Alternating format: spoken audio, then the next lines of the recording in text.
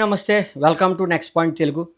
ప్రస్తుతం ఆంధ్ర రాష్ట్రంలో hot topic ఏదైనా ఉందంటే అది మెగా డిఎస్సి.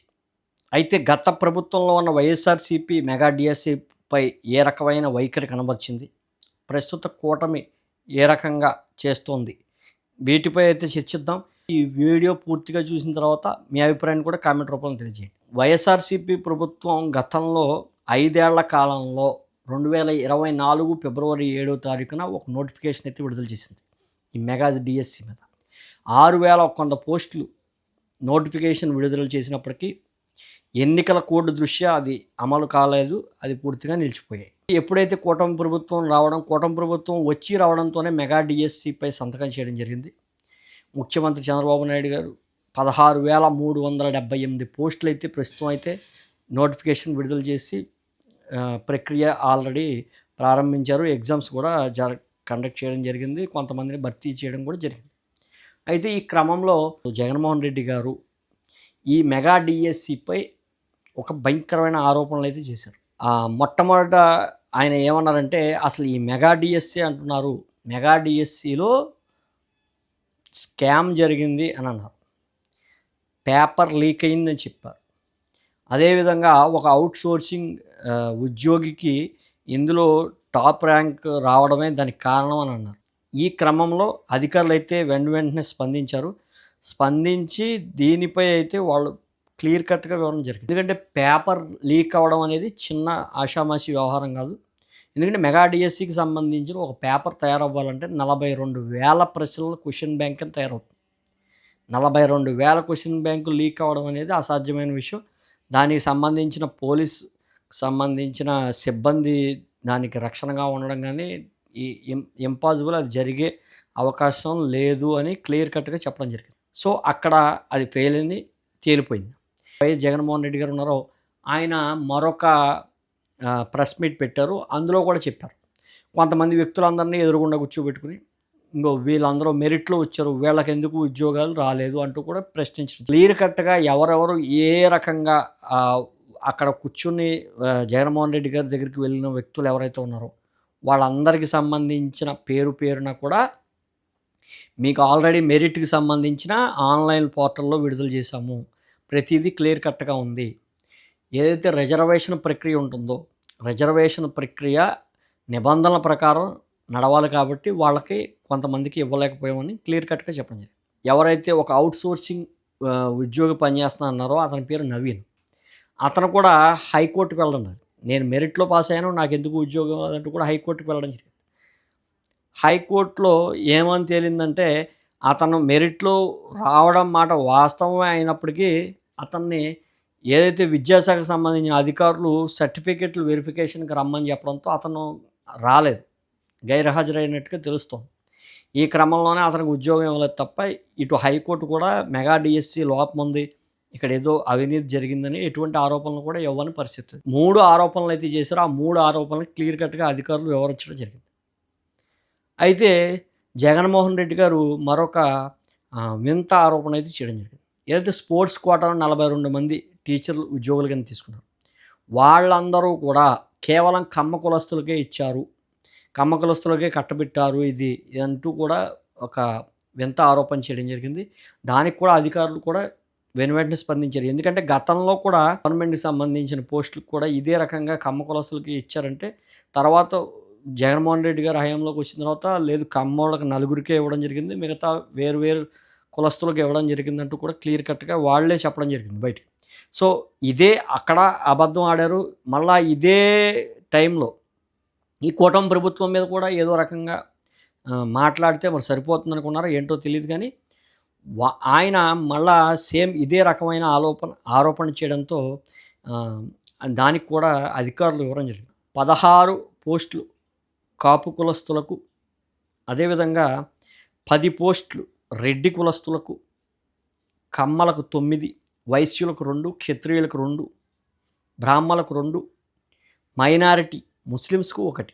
సో టోటల్ 42 పోస్టులు స్పోర్ట్స్ కోటాకు సంబంధించి భర్తీ చేయడం జరిగింది. అయితే అందులో కూడా స్పోర్ట్స్ కోటాలో నేను మెరిట్లో వచ్చాను, గోల్డ్ మెడల్ నాకు వచ్చిందంటూ కూడా ఒక వ్యక్తి ఆయన దగ్గరికి వెళ్ళడం జరిగింది. గోల్డ్ మెడల్ వచ్చిందన్న సంగతి కూడా ఆ మెరిట్ సంబంధించి ఎవరైతే ఆ కోటాకి సంబంధించినో ఆయన అప్లికేషన్‌లో కూడా రాయకపోవడం అతను పోస్ట్ కోల్పోవడానికి కూడా ఒక కారణం కింద అధికారులు చెప్పడం జరుగుతుంది.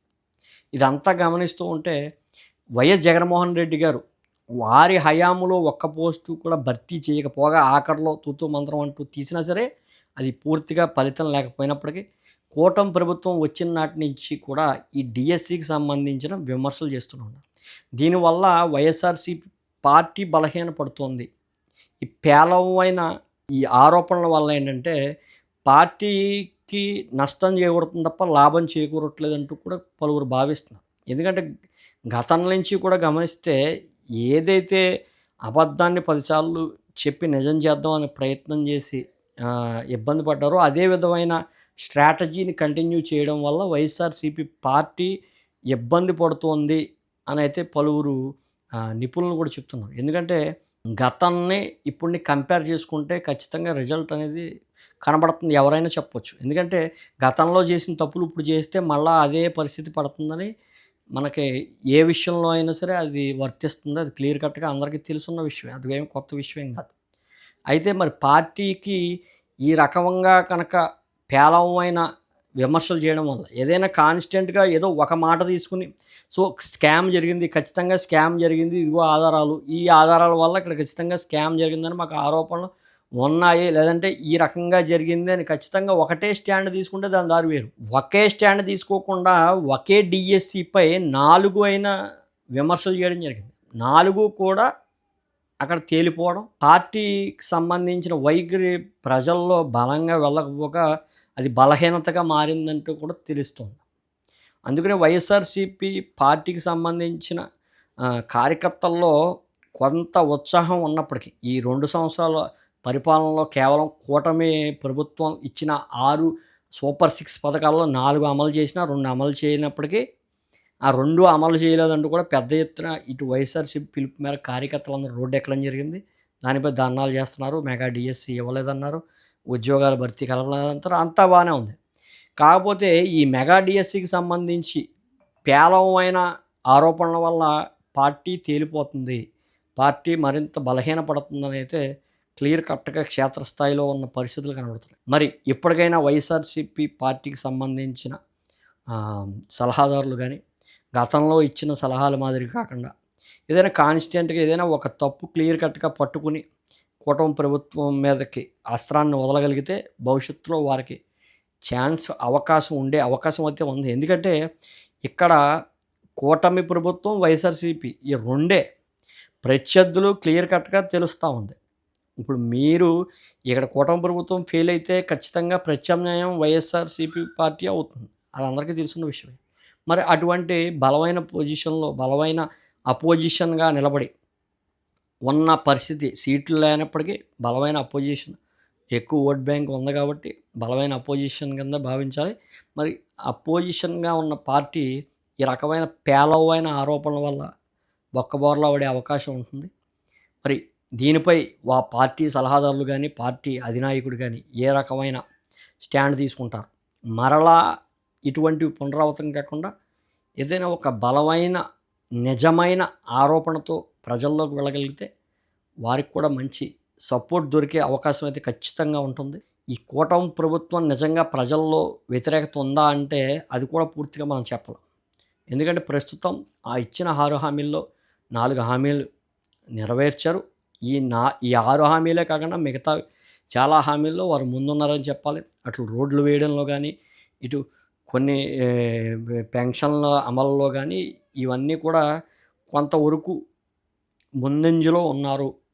ఇప్పుడు ఈ ఉద్యోగాలు కూడా ఈ డిఎస్సి తీయడం కూడా గొప్ప విషయమే. ఎందుకంటే గత ప్రభుత్వంలో అసలు డిఎస్సి అనేది లేదు. మరి డిఎస్సి లేనిది ఈ ప్రభుత్వం చేసిందంటే మరి ప్రజల్లో ఆదరణ ఉన్నట్టే కదా. మరి దీనిపై పార్టీలు ఏ రకంగా పునరాలోచించుకుంటాయి, ఎదురుదాడిలో బొక్కబోర్లా పడే అవకాశం లేకపోలేదు, క్లియర్ కట్గా తెలుస్తూ ఉంది కదా. మరి ఈసారైనా సరే పేలవమైన ఆరోపణలు కాకుండా నిజమైన ఆరోపణలతో ప్రజల్లోకి వెళ్ళాలని వైఎస్ఆర్సీపీ పార్టీ ప్రయత్నిస్తుందా లేదా, ఇవన్నీ కూడా భవిష్యత్తు కోసం వేచి చూడాలి. Thank you.